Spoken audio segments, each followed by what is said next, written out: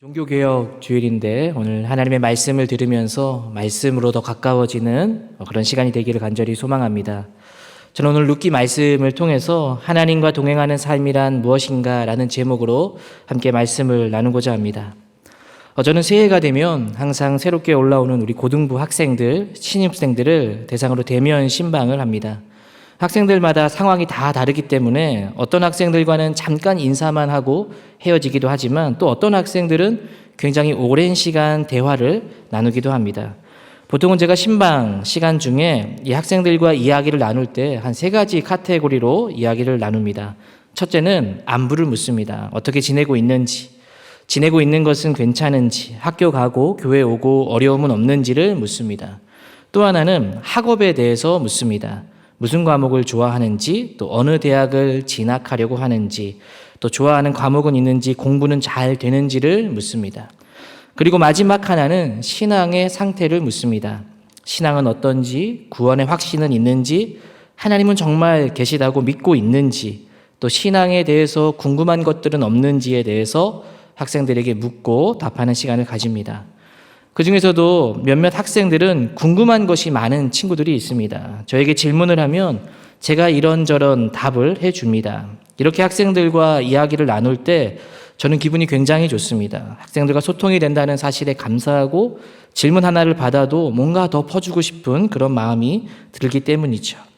특히 가장 기분이 좋을 때는 아이들이 질문을 하고 제가 답을 주는데 제가 말하는 그 답에 수긍하는 모습을 보일 때입니다. 목사님 말씀을 들으니 그렇게 생각할 수 있겠네요. 저는 그렇게 생각해 보지 못했는데 이야기를 듣고 보니 다르게 보이네요. 이런 이야기를 들으면 기분이 매우 좋습니다. 내가 지금 이 아이에게, 이 학생에게 좋은 영향을 미치고 있구나 하며 보람과 뿌듯함을 느낍니다. 한 번은 제가 받았던 질문 중에 하나는 이것이었습니다. 어느 정도 이야기를 마치고 이제 학생과 헤어지려고 하면서 그래, 앞으로 너가 질문한 것들의 답을 찾아가고 하나님과 동행하는 삶을 살아가면 좋겠다. 이렇게 이야기를 했습니다. 그러자 그 학생이 이렇게 얘기하는 겁니다. 목사님, 저는 하나님과 동행하는 삶을 살라는 이야기를 사실 많이 들어왔는데 그게 어떻게 사는 거예요? 저는 부모님과도 신앙적인 이야기를 많이 나누는데 하나님과 동행하는 삶을 살아가라는 얘기를 많이 들었는데 저도 사실 하나님과 동행하는 삶을 살고 싶은데 내가 동행하는 삶을 살고 있는 건지 아닌지, 어떻게 해야 구체적으로 하나님과 동행하는 삶을 살아야 할까요? 어떻게 살아야 그게 동행하는 건지 잘 모르겠어요. 항상 하나님과 동행하는 삶을 살기를 우리는 권면하죠.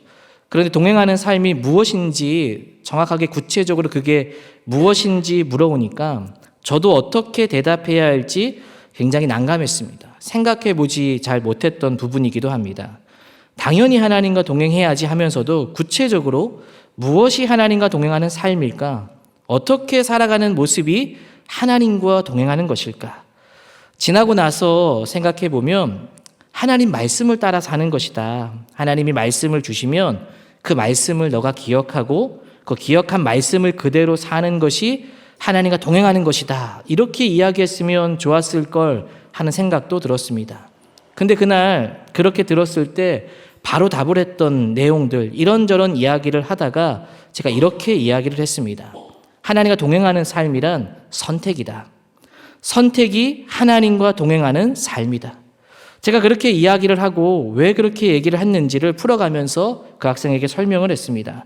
모든 이야기를 마치고 집으로 돌아가면서 저 스스로 생각해 보아도 하나님과 동행하는 것이 선택이다라는 것은 하나님께서 저에게, 부족한 저에게 지혜를 주셨다. 저는 그런 마음이 들었습니다. 여러분, 하나님과 동행하는 삶은 어떻게 사는 것인가 하면 선택을 통해서 이루어진다는 것입니다. 나의 선택이 하나님 안에서 이루어진 것이라면 그것이 곧 하나님과 동행하는 것입니다. 여러분, 우리는 삶의 모든 부분에 있어서 선택을 하며 살아갑니다. 무엇을 먹을까? 무엇을 마실까? 어디를 갈까? 누구와 갈까? 어느 대학에 진학하고 어느 직장에 들어가고 누구와 결혼해서 살 것인가? 대부분 많은 우리의 삶에 이루어지는 것들이 선택입니다. 이런 선택을 하나하나 해가면서 나의 삶의 인생의 방향이 그려지기 시작하는 겁니다. 쉬운 예로 왜 선택이 동행인가 하면 제가 여러분 결혼을 결정한다고 합니다. 만약 그러면 이 말은 내가 결혼할 배우자를 선택했다는 것이죠. 그러면 제가 선택한 사람과 결혼을 하게 되면 이제 저는 그 배우자와 함께 살아가게 됩니다. 이것이 동행입니다.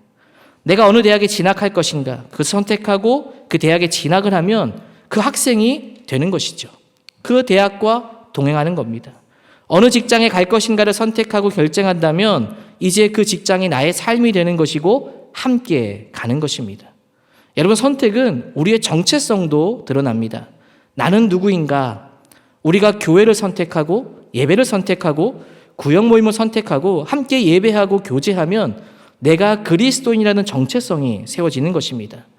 즉 우리는 선택한 대로 살아가면 그것이 내가 되는 것이고 내가 그 선택과 함께 살아가는 것입니다. 그래서 선택이 바로 동행입니다.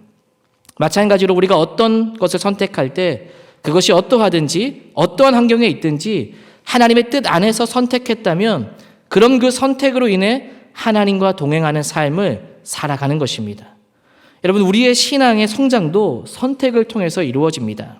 만약 내가 하는 선택이 그 선택을 함으로 인해서 이 선택이 나의 삶에 어려움을 줄 거라는 그런 결정적인 일이라고 하면 안다고 합니다. 그럼에도 불구하고 그것을 알고도 더 큰 가치를 위해 그것을 선택하기로 한다면 그 선택으로 인해서 많은 어려움과 문제가 찾아오지만 그것들을 선택하고 그 어려움과 문제를 만남을 통해 우리는 성장하고 성숙하게 된다는 것입니다. 저는 목회자의 길을 선택했습니다. 저는 모태신앙이 아니기 때문에 가족의 반대가 있었습니다. 저희 아버지는 목회자가 된다고 할 때 이해를 해주지 못하셨고 저희 어머니는 힘든 길을 간다며 걱정하며 반대했습니다. 주변의 저희 친구들은 대부분 신앙이 없는데 친구가 목사가 된다는 사실에 신기해하면서도 부담스러워했습니다. 이 선택은 저의 인생에 있어서 가장 중요한 선택이었으며 가장 큰 결정이었습니다. 이런 마음의 부담과 부모님의 반대에도 불구하고 저는 목회자의 길을 선택했습니다. 그렇게 선택한 가장 큰 이유는 더 큰 가치가 있기 때문입니다. 바로 하나님께서 저를 부르시고 부르심에 대한 확신이 있었기 때문입니다. 그래서 저는 이 선택으로 인해 은혜도 많이 받았고 사랑도 많이 받았지만 그에 따른 어려움도 많이 받았습니다. 예를 들면 부모님이 원치 않는 길을 걸어갔기 때문에 처음에는 만나는 것이 부모님과의 어색함과 부담이 있었습니다. 그런 관계가 저에게 부담이 되었죠. 또 저는 주일날 어디 여행을 해본 적이 없습니다. 제 친구들과 한창 놀 수 있는 나이 때 토요일과 일요일에 여행을 갈 때 주일 성수를 하기 위해 가지 않았습니다. 가도 토요일날 갔다가 교회로 올 수 있는 거리로 당일만 따라갔습니다. 친구들을 만날 때 술집에서 모임을 가지면 가지 않거나 또 때로는 가더라 하더라도 교회의 덕을 해치지 않기 위해 누구 하나 시험에 들지 않게 하려고 술 한 잔 마시지 않았습니다. 이뿐만이 아니라 목회자가 되면 이 사회에서 요구하는 윤리적인 수준이 굉장히 높습니다. 저는 그런 바른 생활의 사람이 아닌데 그런 눈높이에 맞추는 삶에 대한 부담을 가지고 있습니다. 이런 어려움이 있음을 알고도 하나님께서 저에게 부르심을 주셨다고 믿고 이 길을 선택했습니다. 이 선택이 하나님 안에서 이루어진 것이라면 이제 이 선택을 통해 내가 목회자가 되는 것은 하나님과 동행하는 삶이 이루어진다는 것입니다. 바로 이런 사역 자체가 하나님과 동행이라는 것이죠.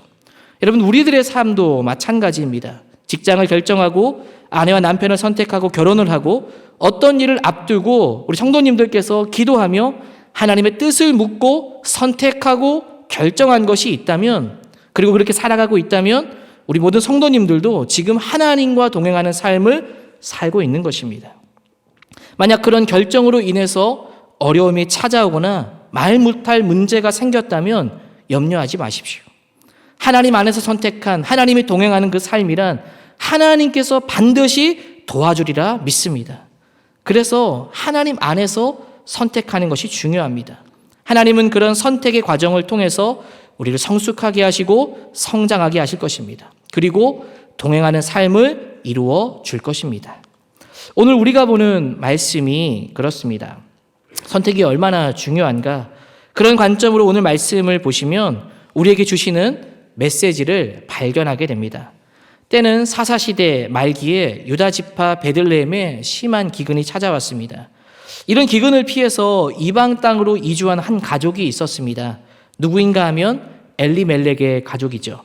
그는 자신의 아내와 두 아들을 데리고 모압으로 이주했습니다. 하나님을 믿는 백성이었는데 하나님을 믿는 백성이 하나님의 땅에서 기근이 왔을 때 기근을 피해 하나님의 땅을 떠나 이방 땅으로 가는 선택을 한 것입니다. 좀 더 살기 좋은 땅으로 이주한 것이죠. 바로 룻기 말씀에 시작되는 이야기입니다. 기근이 왔을 때 그들이 이주한 모습으로 시작합니다. 이렇게 이야기를 시작하는 이유는 당시의 사사시대가 어떤 시대였는가를 보여주는 것입니다. 그 시대는 기근의 시대였고 그럴 때 하나님을 떠난 시대였다라는 것이죠. 바로 그들의 영적 상태를 보여주는 의미를 담고 있기 때문에 그런 말씀을 첫 배경으로 담고 있는 것입니다. 우리가 사는 시대와는 좀 다르죠. 우리는 그때와 비교하면 풍족한 시대를 살고 있습니다. 그런데 사사시대와 비교해서 영적인 상황이 지금과 그때가 크게 다르지 않을 것입니다. 오히려 풍족한 이 시대에 세상에 누릴 것이 더 많고 해야 할 일이 많은 이 시대는 오히려 기근보다도 더 하나님의 땅을 떠나 자신의 자아 실현과 목표를 위해 살아가는 시대, 즉 지금의 시대도 사사시대와 비슷한 영적 상황이 아닐까. 이 말씀은 그래서 우리와 동떨어진 말씀은 아니라는 것입니다. 엘리멜렉의 가족은 하나님의 땅을 떠나 이주하여 살면서 하나님의 명령을 지키지 않고 살아갑니다. 이방 여인과는 결혼해서는 안 되는데 이방 여인과 결혼하게 되죠. 바로 모압 여인을 아내로 아들들이 맞이하게 된 것입니다. 그렇게 살아가고 있는 그들에게 충격적인 일들이 벌어집니다. 도착한 지 얼마 되지 않아 엘리멜렉이 죽게 된 것입니다. 왜 죽었는지 성경은 알려주지 않습니다. 나이가 많아서 죽은 것인지 아니면 병으로 죽은 것인지 알 수 없습니다. 그런데 이후에 두 아들이 이방 여인을 아내로 맞이하였는데 10년이라는 세월이 흐른 후에 두 아들도 죽고 말아버린 것입니다. 이렇게 갑작스러운 여러분 죽음을 맞이한 이유가 무엇일까요? 하나님의 땅을 떠난 심판의 결과일까요? 그렇게 쉽게 이야기해서는 안 됩니다. 욥의 이야기를 보면 자식이 죽고 자신의 아픔이 찾아올 때 친구들 중에 하나는 그에게 이 모든 것이 너의 죄 때문이다. 네가 지은 죄가 없는지를 살펴보라 말합니다. 그런데 성경은 그것이 그의 죄로 인함이 아니라 악한 사탄의 시험이었다라는 것을 보여주죠. 우리에게 일어나는 모든 일에 대해서 하나님의 심판받는 식의 이야기를 해서는 절대로 안 될 것입니다. 우리는 다 알 수 없기 때문입니다. 우리에게 찾아오는 어려움이 사탄의 시험인지 나의 죄악 때문인지 어떠한 상황에 의한 결과인지 죄된 세상에서 살아가는 세상 속에 나타나는 어려움들을 우리가 다 일일이 하나님의 심판으로 해석할 수 없기 때문입니다. 그러나 우리는 여기서 한 가지 중요한 것은 알 수 있습니다. 그것은 그 죽음의 결과가 하나님의 땅을 떠난 결과라고 말하지는 않지만 하나님을 떠나 살아가는 삶이란 어떤 것인가? 순탄하지 않다라는 것, 괴로움과 고통이 많다라는 것을 보여주는 겁니다. 마치 이런 것이죠. 여러분 집을 가출해 본 적이 있습니까? 어린 나이 때? 추운 겨울에 집을 나가면 여러분 어떻습니까? 고생이 이만저만이 아닙니다. 또 아이들을 한번 생각해 보십시오. 엄마 아빠의 돌봄이 없으면 안 되는 아이들을 좋은 놀이시설에 데리고 가면 아이들은 아주 즐겁게 잘 놉니다. 그런데 그렇게 잘 놀 수 있는 이유가 무엇입니까? 바로 그 곁에 엄마 아빠가 지켜보고 있기 때문이죠. 그러나 만약 거기에 엄마 아빠가 없다면 아무리 좋은 곳에 데려다 놓은들 아이들은 잘 놀지 못할 것이고 불안에 떨게 될 것입니다. 바로 하나님을 떠난 삶이 이렇게 순탄하지 않다는 것입니다. 좋은 땅에 데려다 놓아도 얼마든지 마음이 평안하지 않다는 것이죠. 하나님을 떠나 사는 것은 순탄하지 않다는 것을 보여줍니다. 이런 일들을 겪고 있는 나오미는 고통 속에 있게 됩니다. 그러한 때 자신의 고향에서 풍년이 들게 되었다는 소식을 듣게 됩니다. 나오미는 그 소식이 하나님께서 그 땅을 다시 돌보신다라는 뜻으로 받아들입니다. 그리고 나오미는 다시 하나님의 땅인 고향으로 귀향하기로 선택합니다. 이때 두 명의 자부가 나오미의 고향길에 동행하려고 합니다. 이 두 명의 자부가 참 대단합니다. 어떻게 여러분 이런 결심을 하게 되었을까요? 나오미는 두 며느리를 안타깝게 여기며 말합니다. 너희들의 처지가 너무나 안타깝다. 주님께서 나에게 벌을 내리신 것이다. 그러니 이제 너희는 나를 따르지 말고 각각 새 남편을 만나고 행복한 가정을 이루어 가라라고 권면합니다. 그렇게 첫째 며느리는 나오미의 말을 받아들여 어머니의 곁을 떠나가죠. 그런데 둘째 며느리 룻은 끝까지 떠나지 않고 어머니의 곁에 있으려고 합니다. 룻은 나오미를 붙잡고 이런 말을 하죠. 룻기 1장 16절 17절에 나더러 어머니의 곁을 떠나라고 따라오지 말라고 하지 말아주세요. 어머님이 가시는 곳에 저도 갈 것입니다. 어머님이 머무르는 곳에 저도 머물겠습니다. 어머니의 백성이 나의 백성이고 어머니의 하나님이 나의 하나님이십니다. 어머님이 숨을 거두는 곳에 저도 함께 숨을 거두겠습니다. 죽음이 어머님과 저를 떼어놓기 전에는 절대로 어머님 곁을 떠나지 않을 것입니다. 룻은 왜 이토록 여러분 어려운 길을 가려고 하는 것일까요? 이유가 무엇일까요? 나오미와 10년을 지내면서 떠날 수 없는 어떤 감동을 받은 어떤 계기가 있었던 걸까요? 아니면 원래 룻의 성품이 좋아서 그런 것일까요? 여러 가지 상황과 성품이 그 나오미를 따라가는 일에 영향을 주었을 겁니다. 선택에 영향을 미쳤을 겁니다. 그러나 진짜 남으려는 고백의 이유는 룻의 고백에서 알 수 있습니다. 룻은 어머님의 하나님이 나의 하나님입니다. 어머님이 머무는 곳에 나도 머물 것인데 그 어머님이 믿는 하나님이 곧 나의 하나님입니다 라고 고백합니다. 여러분 이것은 룻의 신앙 고백입니다. 룻은 나오미의 아들과 결혼하여 살았습니다. 그렇게 지내는 동안에 아마 나오미를 통해서 하나님을 만난 것으로 보입니다. 그렇게 지내며 어머님이 고백하는 하나님이 나의 하나님이 되기를 소망한 것이죠. 그렇게 하나님을 향한 신앙의 뿌리가 내린 것입니다. 이런 모습을 보면서 신앙생활의 조언 중에 이런 말이 있죠. 신앙은 가르치는 대로 배우지 않고 보는 대로 배운다. 나오미의 모습이 어떤 모습이었을지 룻이 어머니를 따르는 모습을 보면 상상이 갑니다. 비록 이방 땅에 와서 살았지만 나오미는 하나님 나라의 백성이라는 정체성을 잃지 않은 것입니다. 그런 마음과 자세가 한 명의 이방인인 며느리 룻이 하나님의 백성이 되게 하고 그를 통해서 이제 예수 그리스도가 오게 되는 계보에 들어가는 영광을 누리게 된 것입니다. 여러분 우리도 마찬가지로 어느 곳에 있든지 우리가 누구인지 어느 환경에 있든지 나의 신앙의 정체성을 잃어서는 안 될 것입니다. 여러분 다니엘을 아실 겁니다. 그는 어떤 사람이었습니까?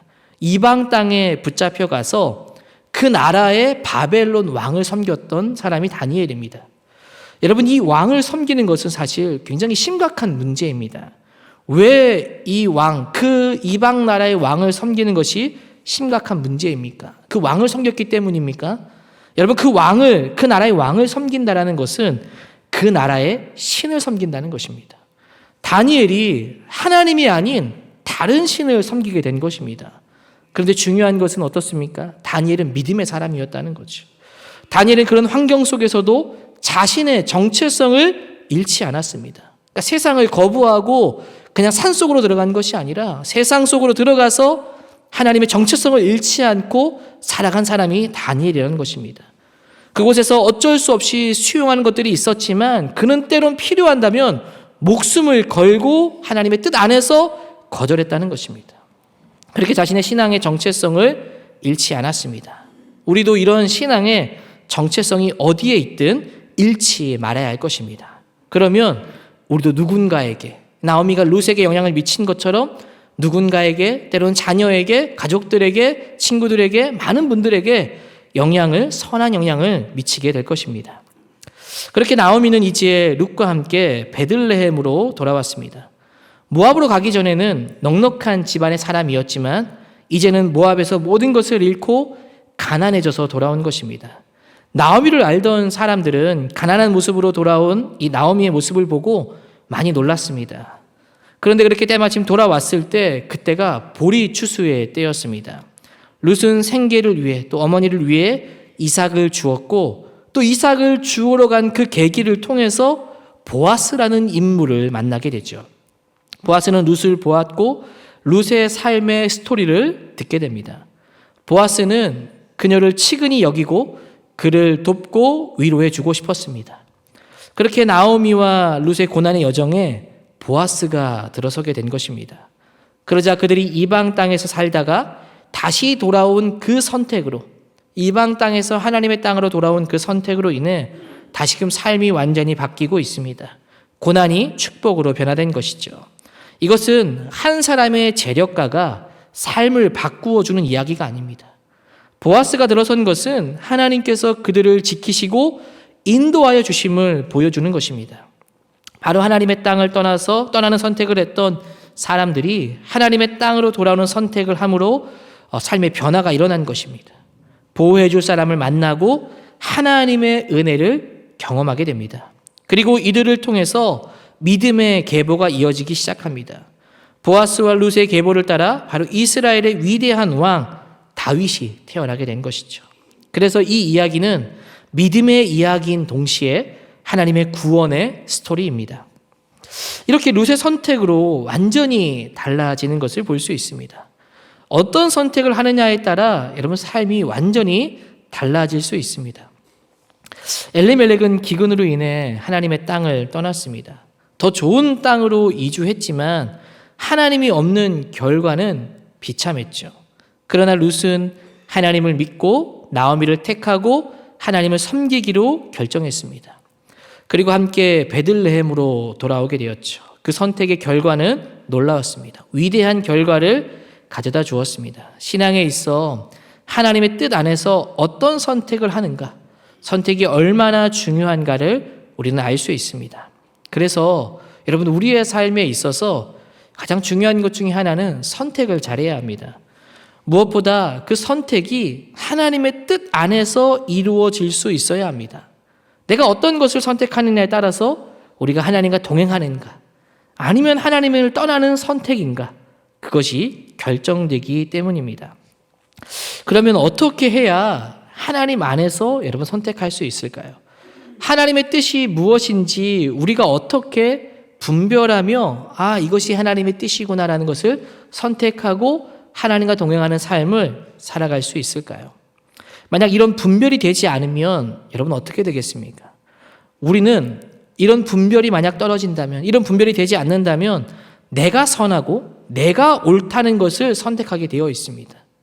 여러분 선한 것이 항상 옳은 것일까요? 항상 선한 것이 하나님의 뜻이라고 우리는 생각하지만 그렇지 않을 수도 있다는 겁니다. 존 비비어가 쓴 Good or God이라는 책, 무엇이 선인가라는 책을 보면 이런 말을 합니다. 선한 것이 오히려 위험할 수 있다. 내가 옳다고 생각하는 선, 모든 사람이 볼 때 선이라고 생각하는 것을 쫓아서 당연히 하나님의 뜻이라고 생각하는 것조차도 어쩌면 하나님의 뜻이 아닐 수 있다라는 것이죠. 그래서 분별하는 것이 중요합니다. 하나님 안에 선택하고 분별하고, 그래서 하나님과 멀어지는 것이 아니라 동행할 수 있어야 할 것입니다. 어떻게 분별할 수 있을까요? 한 학생이 저에게 이런 고민을 또 이야기했습니다. 목사님, 찬양팀으로 저는 섬기고 있는데 사람을 의식하지 않고 찬양으로 섬기고 싶은데 그게 잘 되지 않습니다. 어떻게 해야 사람을 좀 의식하지 않고 하나님만 바라보고 바르게 찬양할 수 있을까요? 여러분, 고등학생이 이런 질문을 한다는 것 자체가 참 귀하지 않습니까? 사람을 의식하지 않고 하나님만 찬양하고 싶습니다. 여러분, 이런 고민에 대해서 이야기를 하며 많은 대화를 나누었습니다. 여러분, 어떻게 해야 할까요? 이런 여러분 영적인 일들은요, 마음을 먹는다고 되는 것은 아닙니다. 내가 하나님만 바라볼 거야 주문만을 외운다고 되는 것도 아닙니다. 어떻게 해야 하는가? 여러분, 한 주간의 삶이 중요합니다. 내가 한 주간 동안 하나님의 말씀을 묵상하고 내 삶이 한 주간 동안 경건한 삶으로 채워져 있으면 말하지 않아도 하나님을 더욱 깊이 의식하게 되어지고 사람을 의식하지 않고 하나님을 찬양할 수 있게 되는 것입니다. 여러분, 마찬가지입니다. 하나님의 뜻이 무엇인지 분별하려면 우리가 마음먹기에 따라 달라지는 것이 아닙니다. 내가 제대로 판단해야지, 내가 제대로 봐야지, 내가 열심히 살아간다고 해서 얻어지는 것도 아닙니다. 내 삶의 일을 열심히 쫓아가다 보면 오히려 하나님과 더 멀어질 수도 있습니다. 어떻게 해야 되는가? 한 주간의 삶 동안 하나님의 말씀과 기도와 경건한 삶 가운데 살아갔을 때 하나님께서 우리에게 분별한 능력을 주신다는 겁니다. 우리의 한 주간의 삶이 중요하다는 것이죠. 마치 여러분 수학 공부를 열심히 하면 수학 문제를 만날 때 그 문제를 너무나도 쉽게 풉니다. 준비한 만큼 잘 풀 수 있는 것이죠. 오히려 열심히 잘 준비하면 내가 연습 때 풀었던 동일한 문제가 나오기도 하고 때로는 응용되는 문제가 나오는데 그 문제가 반가운 것입니다. 그래서 열심히 하는 사람일수록 자신의 실력을 검증하기 위해 여러분 시험이 기다려지죠. 바로 열심히 자신의 공부를 쌓아가면 그 분별하는 것을 가진 것처럼 하나님의 말씀 가운데 있으면 분별하는 능력을 하나님께서 주신다라는 겁니다. 여러분 놀라운 것은 공부를 잘하고 열심히 하는 사람들은요 찍어도 답으로 갑니다. 한 번은 너무 어려운 문제를 아무도 풀지 못했는데 혼자 맞춘 친구가 있었습니다. 제가 그 친구에게 물었습니다. 아무도 못 푼 이 문제를 너는 어떻게 답을 맞추었니? 그 친구가 하는 말이 이렇습니다. 사실 나도 잘 몰라. 헷갈렸는데 신기하게도 찍었는데 맞았어. 이렇게 이야기하는 겁니다. 여러분 근데 이게 한 번이 아니라 여러 번이라면 어떻습니까? 저는 열심히 하고 잘하는 사람들은요 정확하게 풀지 못하는 문제가 있다 하더라도 문제의 흐름과 답의 연관성을 본다고 생각합니다. 소위 감이 살아있는 것이죠. 여러분 우리가 말씀으로 충분하게 채워지고 경건한 삶이 우리 삶 가운데 이루어진다면 우리는 하나님의 선하시고 온전하신 뜻이 무엇인지 분별할 수 있습니다. 때로는 잘 모르는 것 같은 인생의 삶의 문제에도 우리가 말씀으로 충만하면 명쾌하게 알 수 있습니다. 찍어도 답으로 갈 수 있다는 것이죠. 모호한 상황 속에서도 우리 가운데 성령님께서 주시는 영적 민감함이 있습니다. 도저히 분별하지 못하는 이 문제 속에서도 말씀으로 사로잡혀 있고 우리가 충만하게 준비만 되어 있다면 무엇을 내가 선택해야 될지 그 소위 영적인 민감함이 세밀함이 우리에게 있다는 겁니다. 그래서 모호한 상황도 세밀하게 캐치해낼 수 있는 것이죠. 우리가 말씀 가운데 거하면 실제로 그런 능력이 생깁니다. 하나님의 뜻을 분별하게 됩니다. 그래서 우리는 매일매일의 삶이 하나님의 말씀 가운데 있어야 합니다. 그리고 무엇이 하나님의 뜻인지 반드시 분별해야 합니다. 만약 분별하지 못하고 열심히만 살면 사도 바울이 이 예수님을 만나기 전에 자신은 하나님 믿는 자를 핍박하는 것이 자신의 최선이라고 생각했지 않습니까? 오히려 하나님과 멀어지는 길을 갈 수 있다는 것입니다. 내가 어떤 일을 선택할지 하나님 뜻 안에서 분별하고 그것을 선택하고 하나님 뜻 안에 선택해서 그것을 살아가는 것입니다. 만약 말씀 가운데 있음에도 불구하고 선택하지 못하는 것이 있다면 그것은 하나님의 뜻은 내가 알지만 내가 순종할 의지가 없기 때문일 수 있습니다. 그래서 우리는 말씀으로 충만하고 한 주간의 삶을 하나님 안에서 살아가야 합니다. 그리고 하나님의 뜻을 분별해야 합니다. 그래서 내 선택이 하나님의 뜻 안에서 이루어지고 또 그 뜻에 순종까지 해야 합니다. 그러면 우리의 삶이 하나님과 동행하는 삶이 이루어지는 것입니다. 오늘 말씀을 통해서 우리 모든 성도님들이 하나님의 뜻 안에서 선택하고 또 그 선택에 순종하여 그래서 하나님과 동행하는 삶이 모두가 다 이루어지게 되기를 주의 이름으로 축복합니다.